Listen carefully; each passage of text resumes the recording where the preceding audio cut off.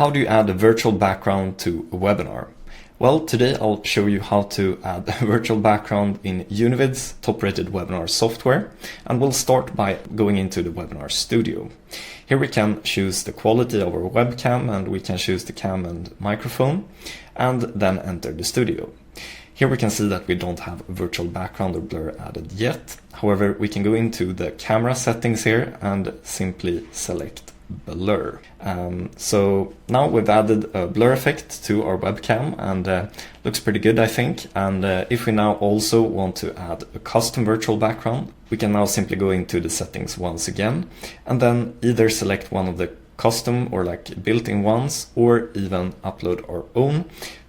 So I'll upload my favorite Univid background here in gray.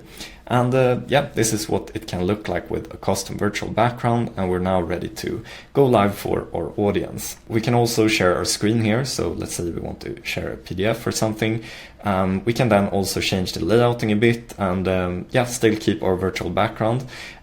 We can also change this like grayish background if we want to in settings too, so maybe we want to change that for a more pink one in this case, or a lighter one.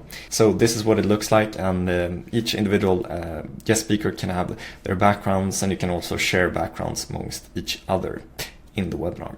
If you're not hosting your webinars in Univid yet, you can still use our free virtual backgrounds library.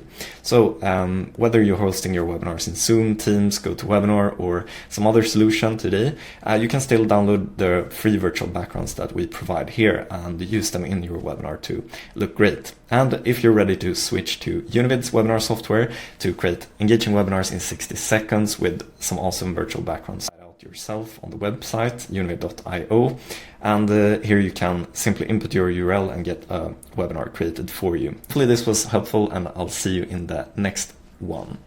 Thanks.